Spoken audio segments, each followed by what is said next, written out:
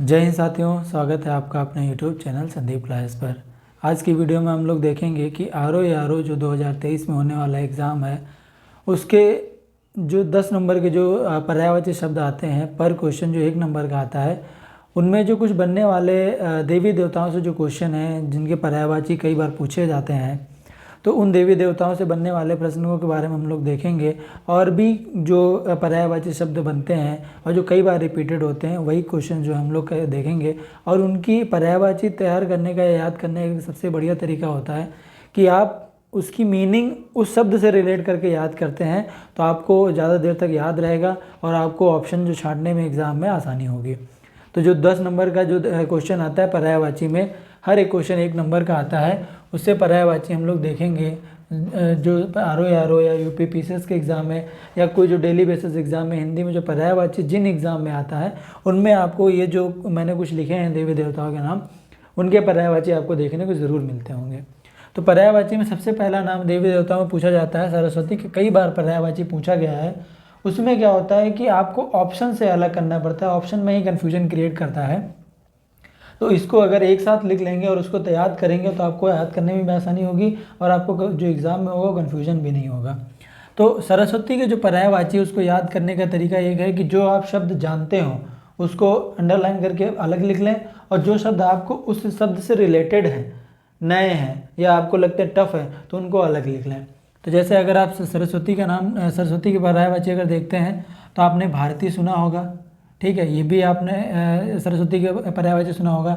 वीणा सरस्वती माता के पास ही होता है, तो वीणा पाठ भी उन्हीं का नाम है। और महाश्वेता भी आपने सुना होगा कि महाश्वेता सरस्वती का माँ का नाम है। और आपने वागेश्वरी जो शारदा है, जो ये भी नाम आपने सुना होगा, जो बचपन में एक जो प्रार्थना है उसमें सही शारदे माँ कहते हैं, तो उनको सरस्वती को ही डिनोटेड है।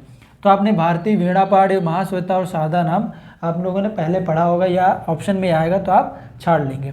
लेकिन आप ब्राह्मी, वागीश, ये कई बार ऑप्शन पूछा जाता है। इसको वागीश जो है ये सरस्वती का पर्यायवाची है। इला जो है ये जो पृथ्वी का भी पर्यायवाची है और सरस्वती का भी पर्यायवाची है, ये भी कई बार पूछा जाता है। और गिरा भी सरस्वती का ही पर्यायवाची है।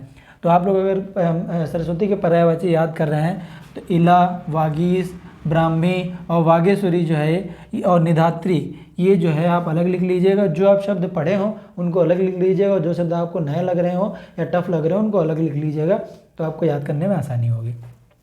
फिर हम लोग देखते हैं शिव के पर्यायवाची।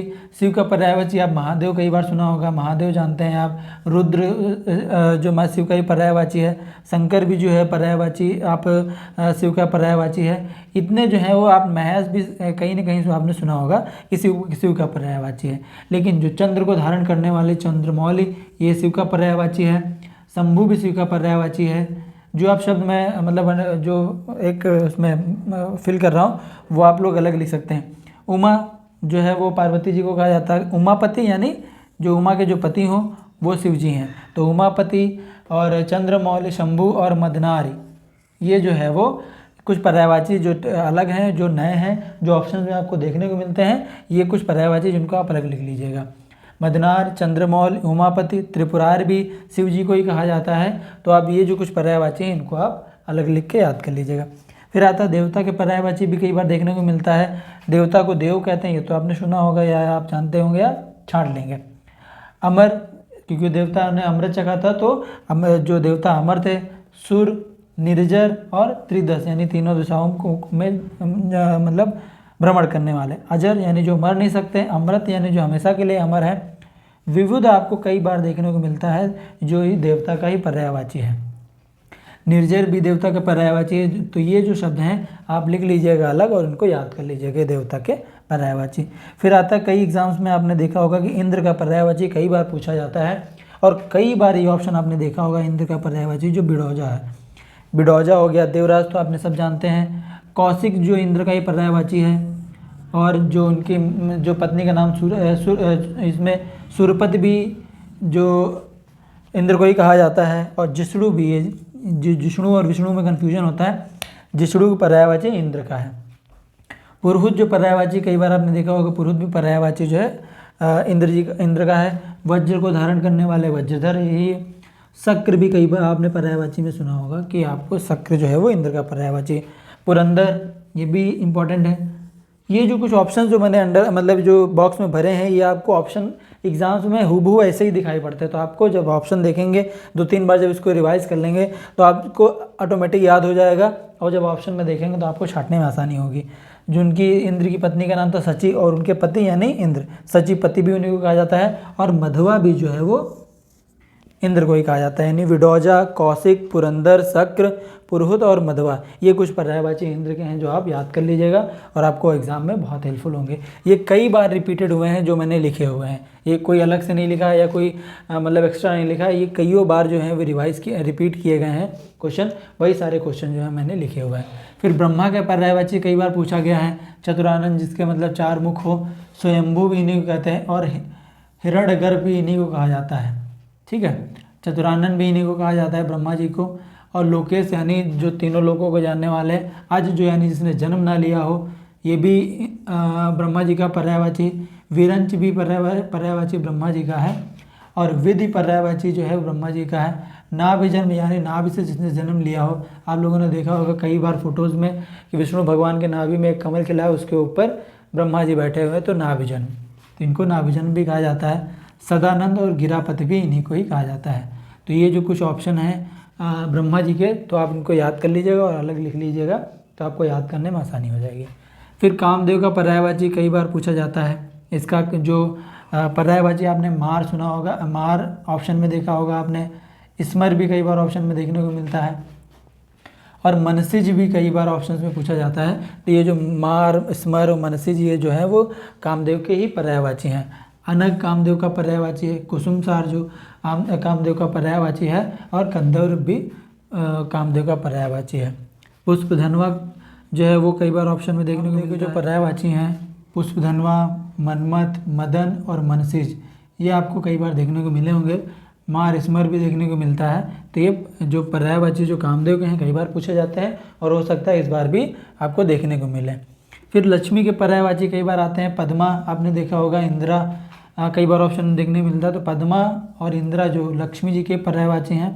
और भार्गवी में ऑप्शन जो कई बार आता है, इसमें कन्फ्यूजन हो जाता है पार्वती में और इसमें, तो आप जो है लक्ष्मी के जो पर्यायवाची है भार्गवी, और पद्मा और इंदिरा जो है वो लक्ष्मी जी के ही पर्यायवाची हैं। हरिप्रिया भी लक्ष्मी जी का पर्यायवाची है, और रमा भी आपको देखने को मिलता होगा, रमा पर्यायवाची भी लक्ष्मी जी का है।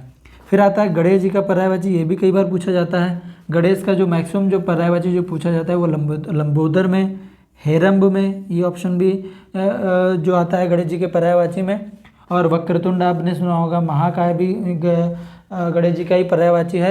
गजवदन यानी जो हाथी का जो बदन हो, तो वो गजवदन भी इन्हीं को कहते हैं। एक दंत भी इन्हीं को कहते हैं, और मोददाता भी गणेश जी को कहा जाता है। और गणाध जो है वो भी जो गणेश का ही पर्यायवाची है। यहाँ पे द्वैमातुर जो पर्यायवाची एक नया है, ये हो सकता है आपको ऑप्शन में कन्फ्यूजन करे, तो द्वैमातुर आप अलग लिख लीजिएगा। द्वैमातुर, हेरम और लंबोदर, ये इनके पर्यायवाची रखिए। और द्विव्यत्रज, ये भी पर्यायवाची जो है वो आपको नया है, ये भी आप अलग लिख सकते हैं, ये भी आपको देखने को मिल सकता है। तो गणेश जी के पर्यायवाची लंबोदर, हेरम, द्वैमातुर और द्विव्यत्रज और वक्रतुंड, ये पर्यायवाची जो हैं वो इंपॉर्टेंट है, आप कई बार ऑप्शन में देखने को मिलते हैं।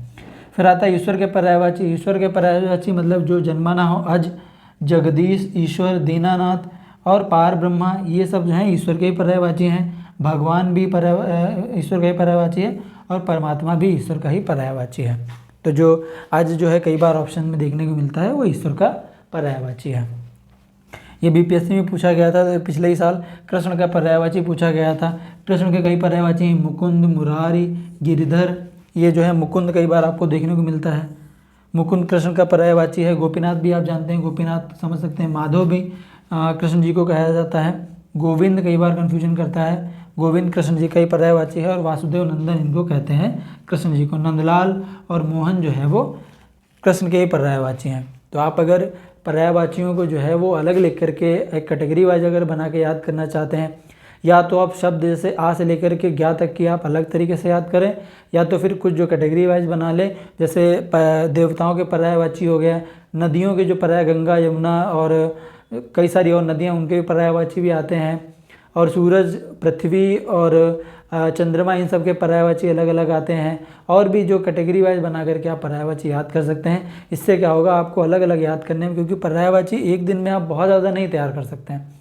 तो एक दिन में अगर 10 या 15 पर्यायवाची भी तैयार कर लगते हैं और उनके सारे जो टफ वाले जो नए पर्यायवाची वर्ड्स सुनने को मिलते हैं जो आप पहचानते हैं, उनको कैटेगरी वाइज अलग लिख लीजिएगा, तो आपको तैयार करने में आसानी होगी। अगर आपको ये वीडियो अच्छा लगा हो तो हमारे वीडियो को लाइक करिएगा और हमारे चैनल को सब्सक्राइब जरूर कर लीजिएगा। अगर आप ऐसी वीडियो और चाहते हैं तो नीचे कमेंट जरूर करिएगा। इसी के साथ जय हिंद, जय भारत।